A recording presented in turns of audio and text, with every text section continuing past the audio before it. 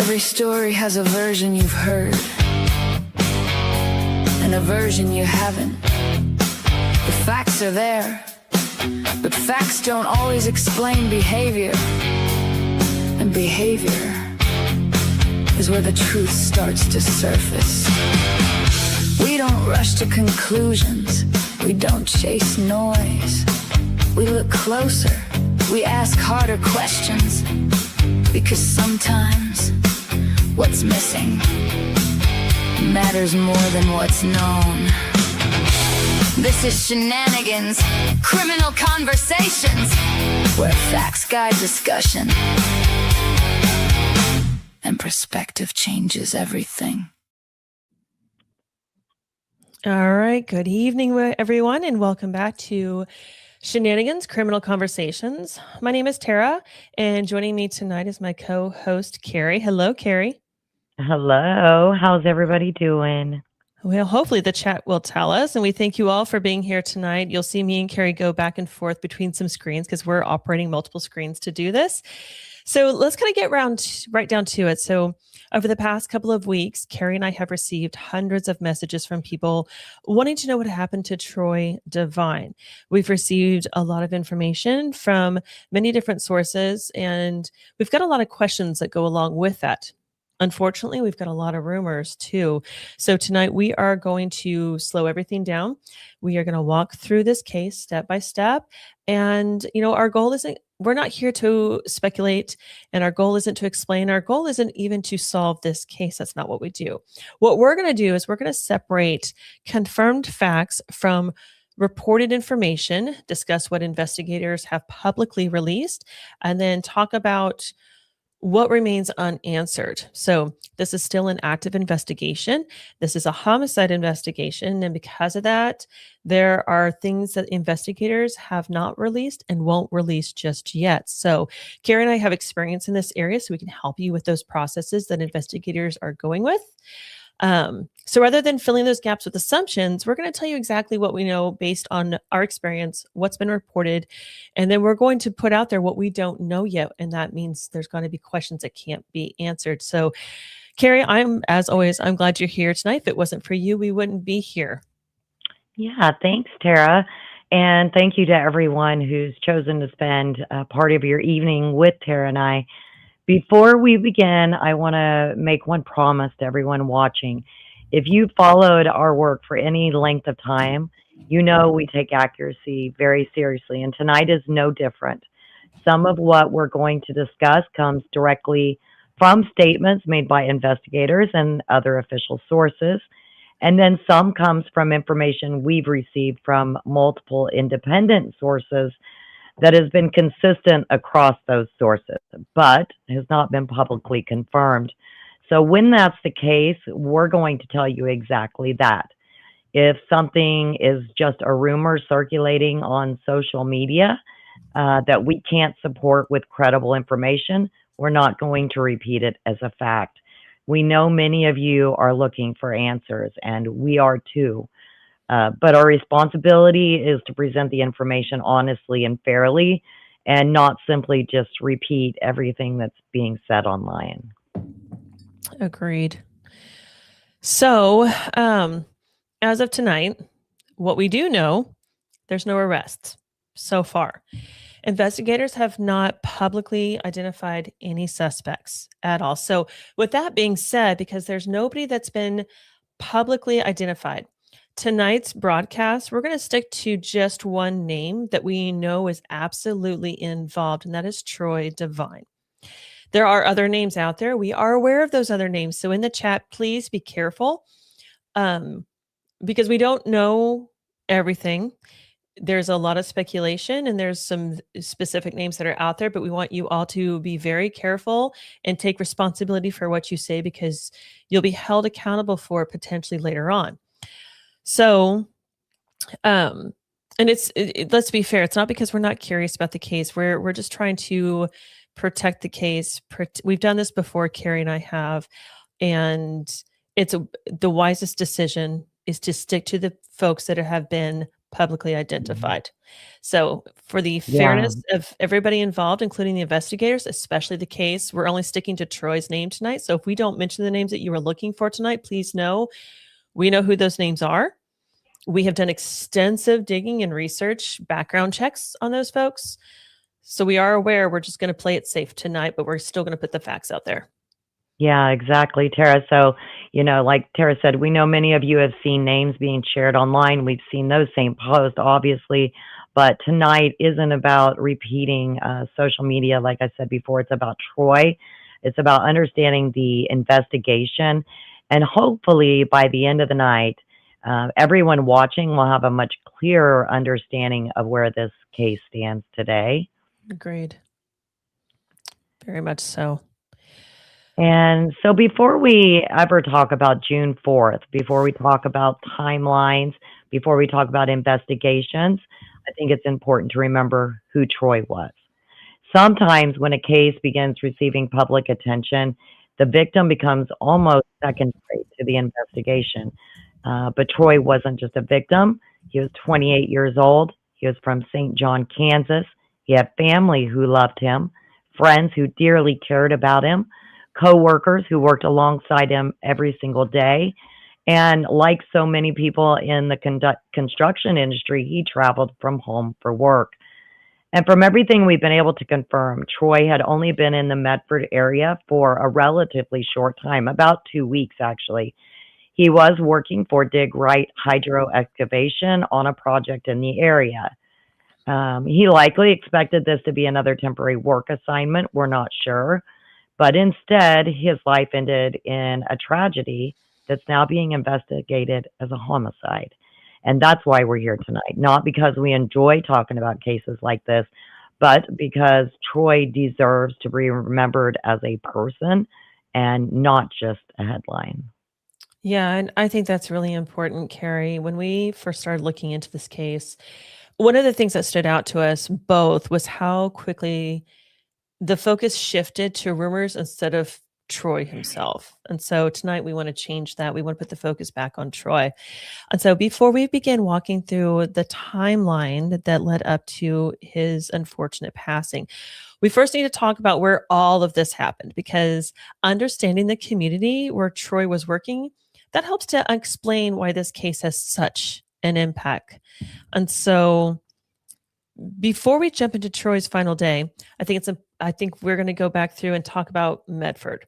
Medford is not a large city, and if any of you are from Medford or the surrounding area, if you want to hop in the chat and just put in a yes or a one just to let us know that you're part of that community, that would be great. But Medford's a small community. It's in northern Oklahoma. It's got a population of roughly, 900 to 1,000 people, I think. And it's towns like this where people generally know everybody else. Neighbors recognize each other's vehicles. They know when a car's driving through. They know when cars belong and don't belong. Local businesses, they know their regulars better than anybody else. And so when something unusual happens, something outrageous, people are going to notice. And when something as serious as a homicide occurs, that's going to affect the entire community. Now, I live in the Wichita area, not in Wichita, but I live in a suburb. Murders happen here. We don't hear about them all necessarily, but in a town like Medford, and I am from a small town originally, you know when somebody's passed. You absolutely know. Yeah, I think that's something people that may be watching from larger cities might not fully appreciate. For someone living in, say, Oklahoma City, Wichita, Dallas, Kansas City, anything like that, hearing about a homicide might sadly not be uncommon. But in a town like Medford, it's different. This isn't just another news story. It's someone's, neighbor possibly involved, someone's coworker that happened to, someone they've seen at the grocery store, the gas station, the local restaurant. So when something like this happens, an entire town, an entire community does feel it.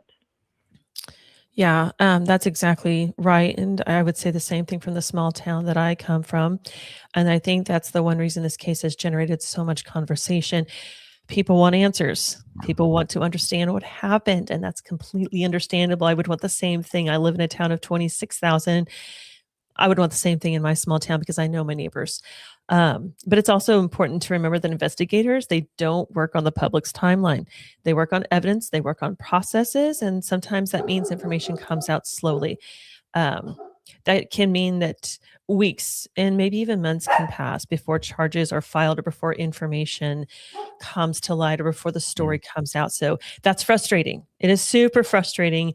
And that means that rumors will take over and become the truth, and the truth gets lost. And then when the actual truth comes out, there's a lot of criticism and a lot of skepticism that will take over. So it's what is happening right now, Karen. I can confidently say it's necessary to building a strong case against those who murdered Troy. Yeah, I think that's a really important point. So over the past couple of weeks, we've seen a lot of people ask, if this was ruled a homicide, why hasn't anyone been arrested? And that's actually a great question. Later tonight, we're going to explain exactly how a homicide investigation works. So from the initial 911 call to evidence collection, interviews, forensic testing, the medical examiner's findings, and then finally the DA's review. So understanding that process helps explain why these investigations often take time, even when investigators know much more than they are able to publicly release. Yeah, yeah, absolutely. So we've talked a little bit about Troy. We've introduced him to the story. We've talked a little bit about the community and why he was in Medford because Troy was from St. John, Kansas. So let's begin putting together the timeline of his final day. And for those family and loved ones, we are talking these definitives, and I apologize for that. I know you're going through extensive pain and grief, and we're not trying to add to that. We're presenting information. And so please know, as we put together the details of tonight, we had you in mind, and we are not trying to be offensive. We also want to be as factual as possible. So that's a very tough balance to create. So please know, as we talk about Troy's final day, this is not to be, it's not to add to your grief, but it's hopefully to answer some questions that maybe you guys have. So we're going to start with what brought Troy to Medford in the first place. So one of the first questions we received was, why was Troy in Medford? And from the information that we've confirmed, Troy had traveled from his hometown of St. John, Kansas, to work in Oklahoma with the Dig Right hydro excavation. So, like many construction companies out there, crews often travel from where they live to where the projects are located. And then sometimes they'll stay temporarily if it's just too far or it doesn't make sense to drive home and to work every day. So based on the information we've gathered, Troy and a few of his coworkers were staying together in what was known as a bunkhouse that Dig Right had. It was by the golf course just south of Medford. And that's why they were working in the area. So it sounds like they would come in on Monday, work throughout the week, and leave Friday. Yeah, that's an important detail because it helps explain why Troy was here. This wasn't a vacation. He No. wasn't just passing through. He was here working and working hard. He had left home to earn a living, just like thousands of construction workers do every day. And from everything we've learned, like I said earlier, he had only been in the Medford area about 2 weeks Mhm. before his passing. Yeah. And if you're not familiar with Dig Right Hydro Excavation, it's a construction company. It's located in Hutchinson, Kansas, which makes sense why Troy was employed by them. Hutchinson, it's it's not a far drive from St. John and the surrounding area. So it makes total sense that Troy was employed by them. It makes total sense because St. John to Medford is about a 1.5 hour drive-ish, depending what kind of lead foot you have. And so for him to go down on Monday, stay through the week, and then go back on the weekend made total sense. Nobody in his family had any issues with why he was in Medford. Everybody knew that. And so it wasn't unusual for somebody in Troy's profession to have those kind of work hours and that kind of work schedule. But he was in Oklahoma because he was working for Dig Right. Yeah, Dig Right had been working in almost 2 years, I believe, as a contractor So, company in the Medford area. And each week, a group of 2 to 4 guys goes to Medford. They stay for a week. They typically leave out on Sunday night, Monday morning. Then they come back Thursday to Saturday, depending on work that week. And many people in the construction industry understand exactly what that's like, traveling to another town or even another state, living out of a bunkhouse or hotel, working long days, and planning to head home when the project's finished. Unfortunately for Troy, that never happened. No, it did not. And then, based on the information that we've gathered these last week or so, Troy and several of his coworkers were staying while they were in the area. We've intentionally avoided identifying who those individuals are. And as we said at the top of the show, we're not going to list who they are. We know who they are. We have their names, but we are not going to do that. We're not going to bring them out here, because that's if the investigation has not publicly identified these individuals, then it's not our responsibility to do that either, especially because there are no arrests. There are no persons of interest that have been identified. There are no suspects that haven't been identified. Our goal is to focus on the investigation itself and not speculation on individuals.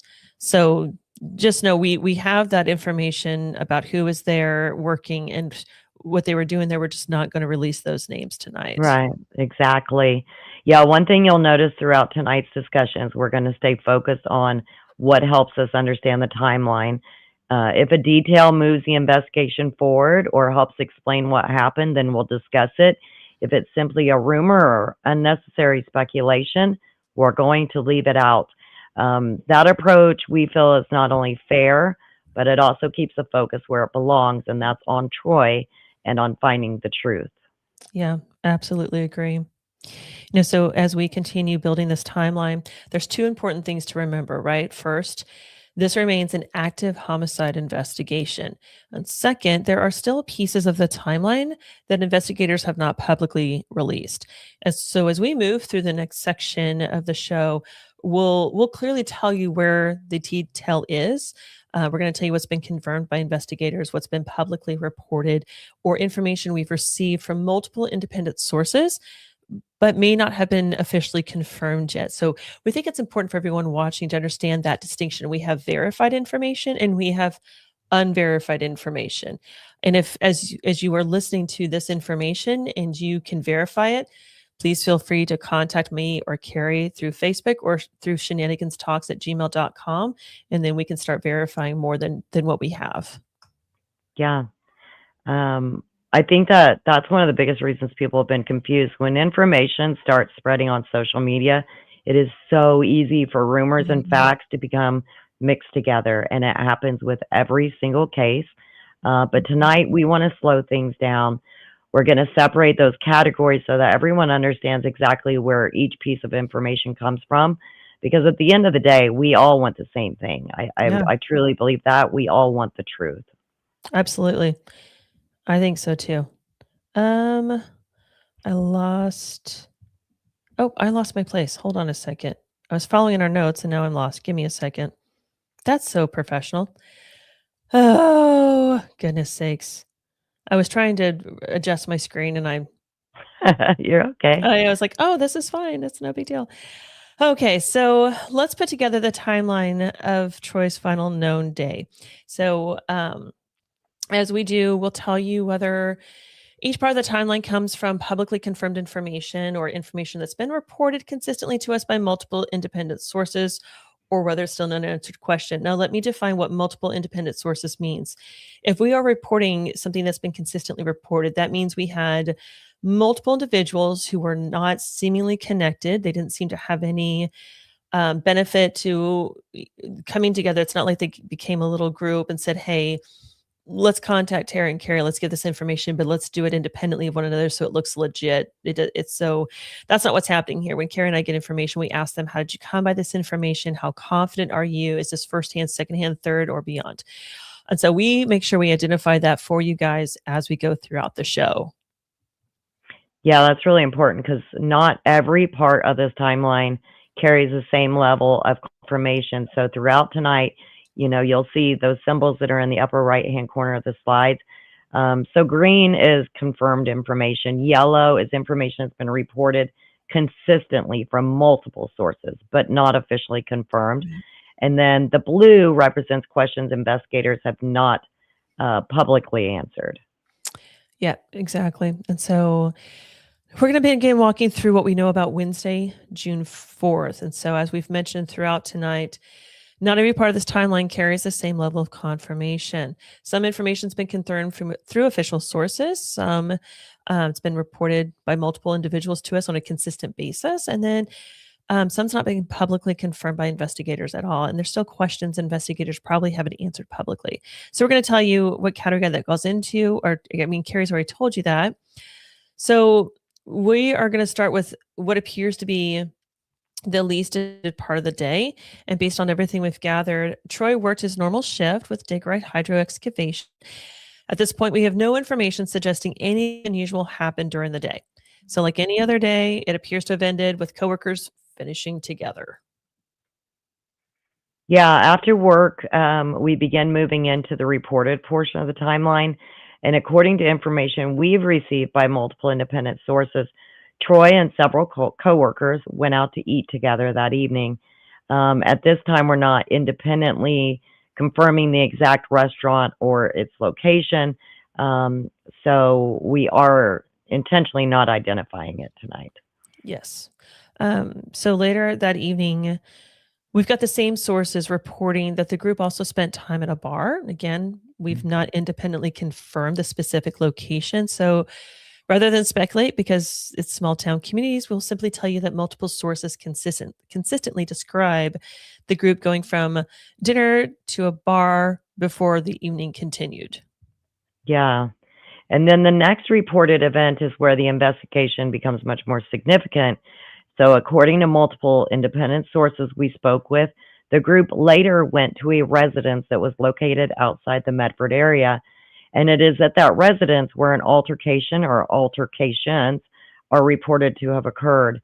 It's important to point out that investigators have not publicly released details describing exactly what happened there. So while we've received remarkably consistent information from several independent sources, we're going to be careful to not present those details as officially confirmed. And again, I had to delete a name in the chat. If you put a name in the chat, we will just ban you for the night. I'm sorry, I'm losing my voice, I think. Please do not put any names in the chat.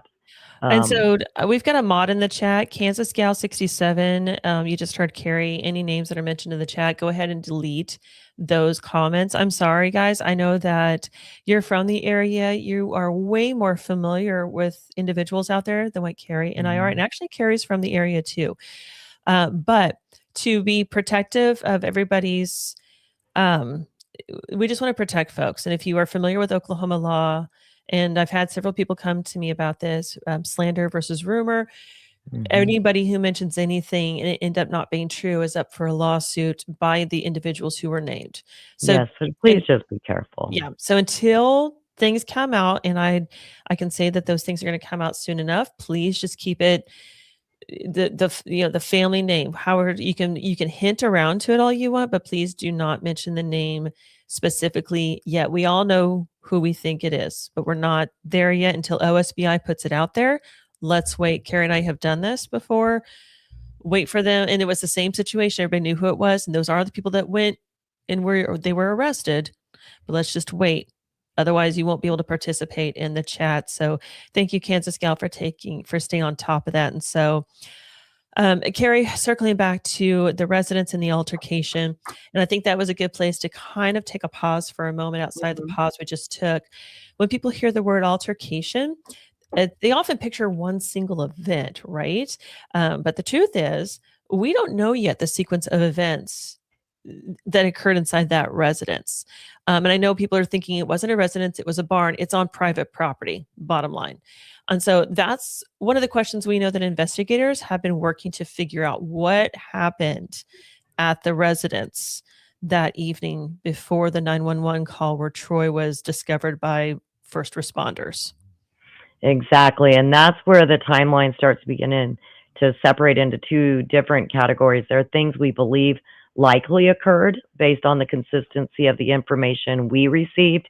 And then there are things that only investigators know because they've interviewed witnesses, collected evidence, and reviewed information that the public simply hasn't. So our goal tonight, again, isn't to fill those gaps. It's to explain where those gaps still exist. Exactly. And speaking of gaps, I'm seeing comments about questions in the chat already. We will get to those, guys. Trust me. We are working up to that. Bear with us. We're just kind of building up to that point. So, coming back to you, Carrie, filling the gaps. And that's kind of why in our final point, especially on this slide, we say that, we ask what happens next. At this point in the public timeline, we don't know exactly the sequence of events after the reported altercation. We've heard a couple of different stories, but those details haven't been publicly released yet, and that remains as part of the active investigation. And that's why there's so many different stories out there. That's why everybody feels so confident in what they've heard, because they've heard it from somebody they trusted. But beginning with our next slide, we're going to walk through the information that we've been able to piece together regarding what happened after Troy and when he left the residence. And so, and that's where a lot of unanswered questions start really emerging. Before we discuss what happens, we want to pause for a moment and clearly explain what we know, which is just as important as what we don't know. And Karen and I have Yeah. learned this firsthand. This slide is designed to separate what's confirmed and what's been reported. And that's the information investigators simply haven't released yet. And that's where the rumors really start to creep in. So I don't know, Carrie, this is probably one of the most important slides. Yeah, over the last couple of weeks, we've really seen, and then you guys have to, rumors spread across social media like wildfire as though they were established facts. I can't tell you how many messages we get that are the same exact thing. I heard, screenshots. We don't take any of that really into account, to be honest. So it's understandable in any kind of high profile investigation, but it's also how misinformation grows. And so let's take a minute and break this down carefully, because misinformation can hurt a case. And we don't want this case hurt. Correct. No, and we've got the experience. We want to keep it as protected as possible. So we're going to begin with what has been confirmed. And that is Oklahoma State Bureau of Investigation, which is OBI, as some people have called it, or OSBI, as what we know it as. They've publicly stated they are the lead investigators for the murder. They've determined an altercation did occur before Troy was found unresponsive. Investigators have also stated that Troy's death is being investigated as a homicide. So these 2 points aren't speculation. We've publicly confirmed those 2 points. Yeah. So now let's move into the reported information. So over the past couple of weeks, we've spoken with numerous individuals. We've reviewed messages. We've made multiple phone calls and compared information from multiple independent sources. So while these details have not been publicly confirmed by investigators, several key points still remain remarkably consistent. And those sources report that Troy and others went to a residence outside the Medford area. Those same sources report that an altercation did occur at a residence. And because those accounts have been consistent across multiple independent sources, we do believe that they're important enough to discuss, but we're also being very clear that they remain reported information rather than officially confirmed facts. As we know, OSBI has told us nothing, basically. So, that's where we're at with it. Yeah. Yeah, and I'll take that into the third category, Carrie. We've got a lot of questions that have not been publicly answered, and we don't know the exact sequence of the events inside that resident. We don't know exactly who did what. There's a lot of rumors, and there's a lot of consistent reporting. We don't know what every witness told the investigators. We don't know what forensics, we don't know what forensics has been recovered. And that's very, very important every time forensics solves a case, undoubtedly. And we don't know why no arrests have been made. We can speculate. We can kind of understand, because we understand the processes. We can kind of clue you in as to why no arrests have been made yet. But all those questions eventually are going to be answered. Today, we don't know the definitive answers, but we can give you some answers that may help you at least get through the next week or so, I would say, just because Carrie and I understand the processes of the OSBI, because we have worked with them before. Yeah, I think it's really important to remember that investigators almost certainly know far more than the public does. You can bet on that. They've interviewed Absolutely. witnesses, they've collected evidence, they are probably still reviewing phone records, physical evidence, messages, Facebook messages. They have to get warrants for some of that stuff. So, any other information that hasn't been released publicly, just because the public doesn't know something, doesn't mean that investigators don't. Correct. And I'm glad you brought up the word arrest, and is what we figured out with a previous case, specific with the OSBI that was investigating. Just because there are suspects, it doesn't mean that just because arrests haven't taken place doesn't mean they're not going to. Oftentimes, when you're trying to build an ironclad case, you're trying to do the right job. You perform search warrants or other kinds of warrants first before you do any arrests. And even arrests require warrants.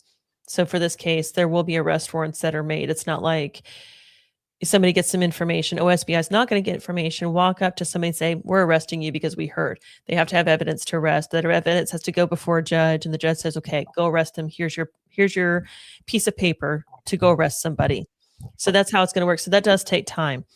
Yeah. Um, and so that's why we're trying to stay very hard. We're working really hard to stay within the boundaries of what we can do responsibly, what we can report responsibly. So we're going to continue building the timeline and discuss what multiple sources consistently tell us happened after Troy left that private property residence. And so moving into the next portion of the timeline, we want to emphasize once again that this information comes from multiple independent sources. And if you are in the chat tonight, thank you for sharing that information with us. If you're on replay, thank you for sharing the information with us. It's just that we can't publicly or officially, I should say, confirm this. Like, investigators have not said this is true, this is correct.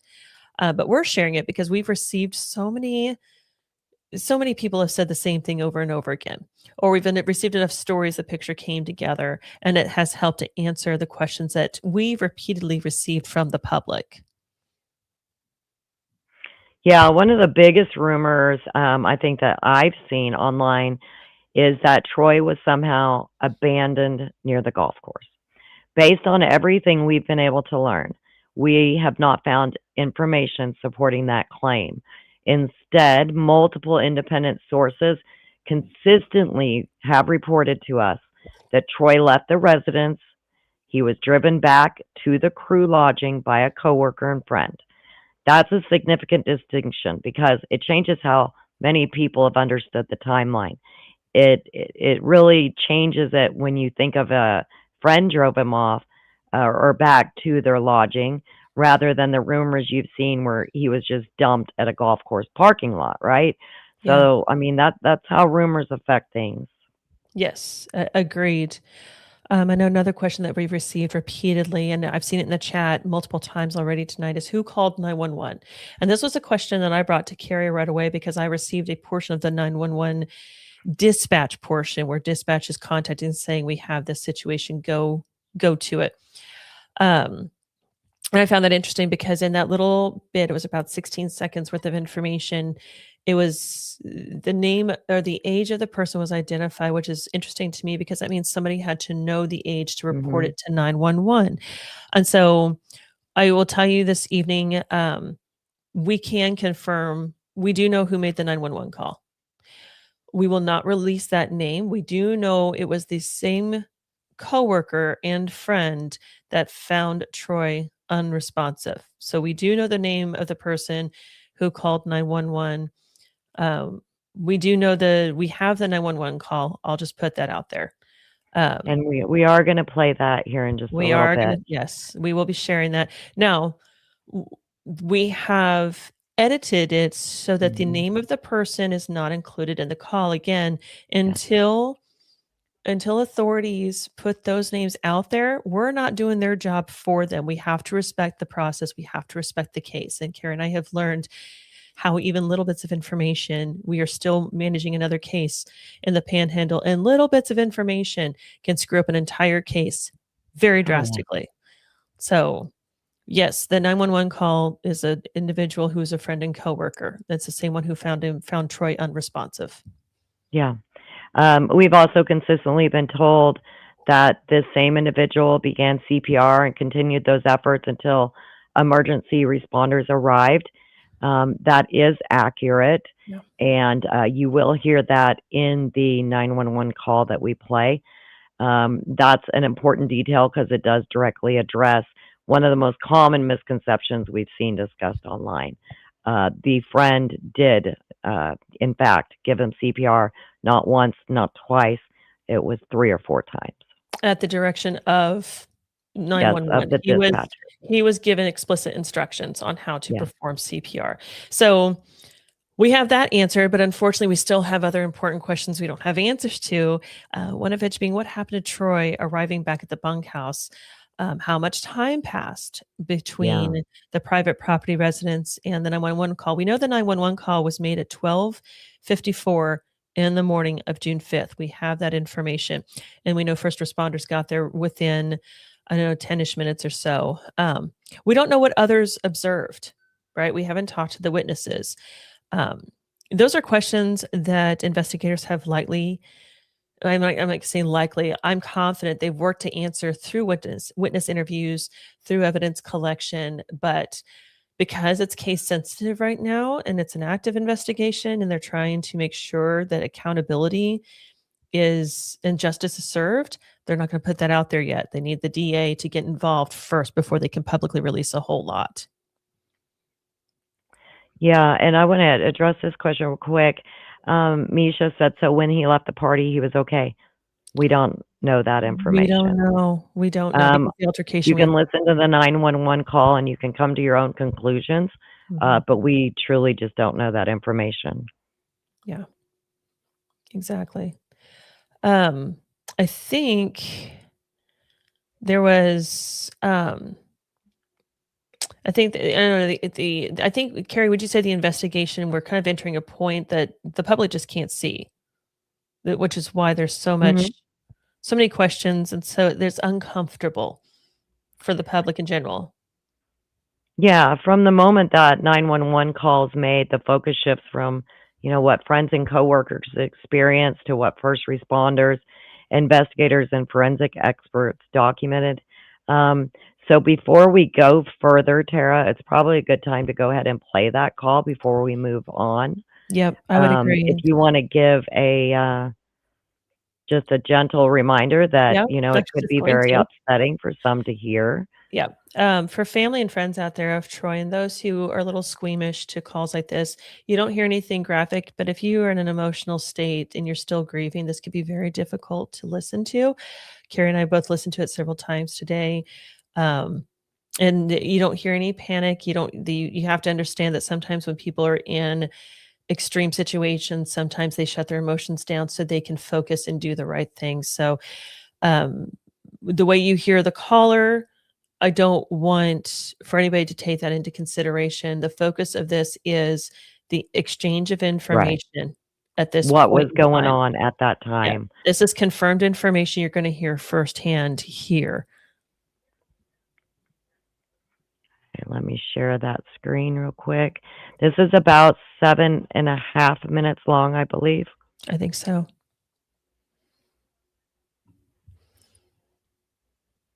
And while you're getting that done, Carrie, at KB 6801, the friend coworker just happened to be around for a lot of the timeline of events. I'm not sure how to take that, but we don't know everything yet to understand why the coworker. We don't know why he was found the way we have speculation, but we just don't know why. We have the 911 call. We're going to play that for you now.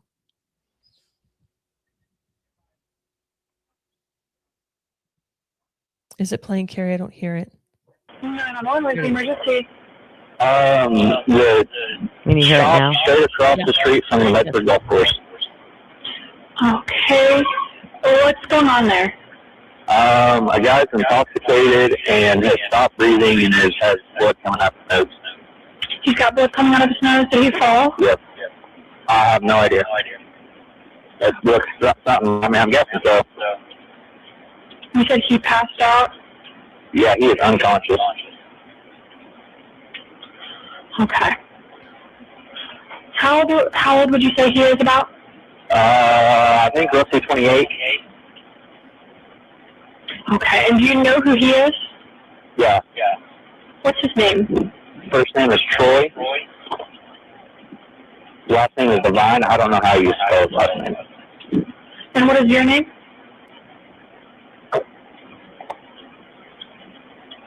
And is this number ending in 4565 a good number to reach you? Yes. How long has he been there? We just found him, and so I don't know how long he's been. Don't know how long he's been like this. He was. And did you say he was not breathing, or is he breathing still? Very, very faint. Faint breathing? Okay. Yeah. All right, we're going to get people headed that way, okay? Okay, thank you. Thank you. And if anything changes, give us a call back. Will do. Bye. Bye.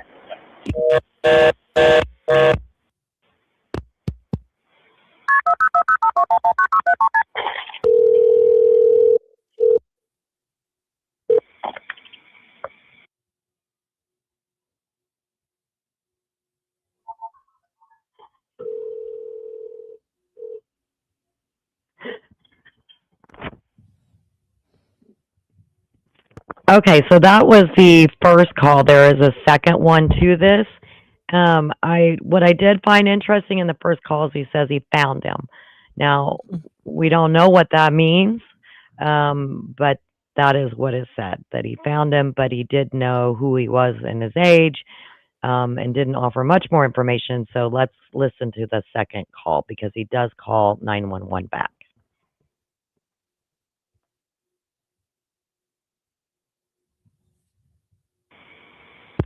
911, where's the emergency? I just called in about the guy that's passed out. Okay, yes. With blood coming out. Yeah, and he's like turning purple. He's turning purple. Is Yeah. his breathing still faint? I can't find nothing. All right, sir. I'm going to transfer you over to a EMD, and they're going to give you some pre-arrival instructions before our ambulance gets there, okay? Okay. Okay, and I'm going to speak with them first. Go.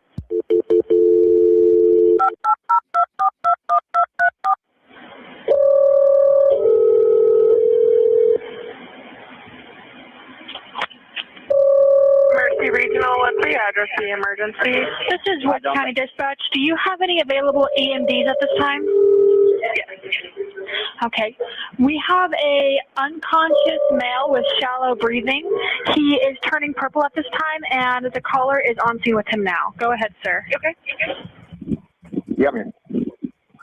Hi. Is he breathing at all? It's very, very, very faint. It's very faint. Okay. Do you know how long they've been like this?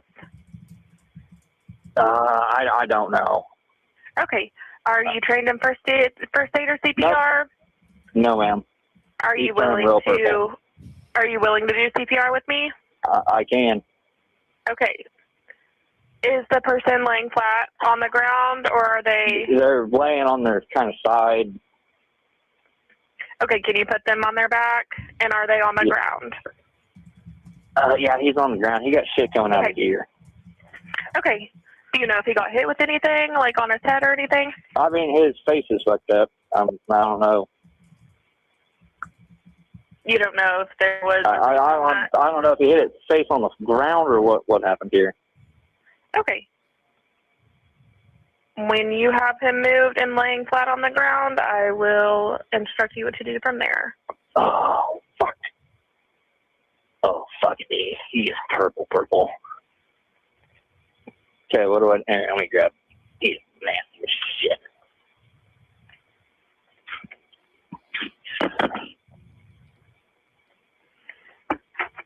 Okay, he's laying flat on his back. Okay. I'm going to have you put one hand on his chest, and then I'm going to have you put your other hand on top of your hand, so both hands are... And then I'm going to have you start pressing down on his chest and count to 30, and let me know when you're done.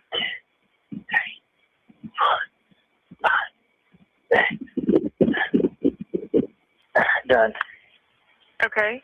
Is there any change? Can you feel a pulse in his wrist or anything? No, I cannot.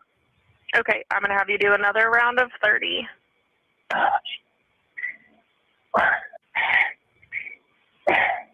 Okay. Okay, I'm going to have you check for a pulse in his neck, and if you can't do anything, then I'm just going to have you repeat CPR until help is there. Yeah, there's still nothing. Okay, then I'm going to have you continue CPR again. Okay. And just keep going with 30 compressions and checking for a pulse until help arrives. Okay. Yeah, he has shit coming out of his nose. His nose? Okay. Yeah. And you do know what happens to him? He's face down out here in the driveway, and he had been drinking. Real quick, I want to answer a couple of questions. So this actually is one of his roommates that he was working with. And then I saw another question that I thought needed answered. The caller is the same person.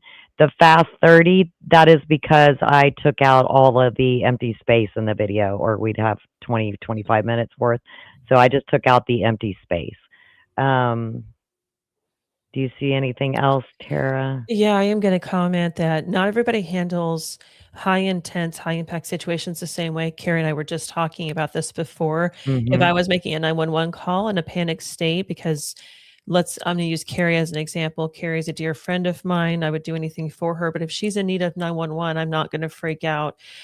My personal response to emergency situations is to remain calm so I can think and problem solve as fast as possible. Not everybody can do that, and I understand that. Right. When my son went down with a stroke, I could not handle myself, but my boyfriend did, despite the fact he's known my son for 10 years. Somebody had to remain calm. So not everybody responds the same way. Passing judgment, that's not the place for it here. We don't know the situation when the caller found Troy and made the call, but he did perform CPR, and he did perform CPR exactly as he was told to do. Carrie just said she had to edit some of it out or would be here all night long listening to chest compressions, and that's just not fair to anybody. So I really want to back the chat off of he's too calm. He's not his friend. I know a lot of guys that have guy friends that can't spell their names. I'm not sure my boyfriend's best friends could spell his last name, and they've known him for 30 years. Guys don't care about that sort of thing. That is a different detail. So let's be very careful in the chat. We're not trying to convict anybody or execute somebody here on the spot. We're trying to understand what happened. That's Yes, it. exactly. And then as somebody asked about the time in between calls, I do have that in the CAD report. I don't believe we put it in this live, but we can put that information in the Facebook group for you guys. We can. And did Carrie tell them what a CAD report is? I don't know that everybody's familiar with that. Well, it's the computer aided. It's like they're computer aided. It's the notes. So everything that came in. So, at say 1:02 a.m. caller calls, at 1:05 a.m. dispatch. They've dispatched EMS, just things like that. So it's a chronological order of events that happen. Like a transcript almost of the call. Kind of, yeah. Yeah, so we can put that into the face. We'll add that to the face group chat later on after tonight's live. But that's it. Computer aided dispatch. I couldn't think of the last word. Dispatch was too easy to think of, Sassy. Thank you. Somebody's on top of it. We need you to work for us, Sassy, and help us with the lingo. All right. So I just wanted to answer those couple of questions real quick. There's just a couple minutes left in this second call. Okay. And he's not giving you any kind of reaction as you're doing the CPR? No, he's still warm, but he's still warm in his wrist. That'll at least keep his blood flowing.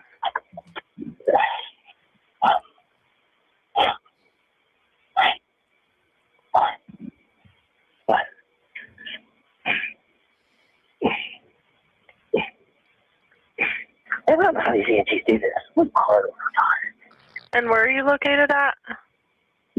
The dig right shot straight across the road from the Medford golf course. Okay. Oh, yeah, thank God.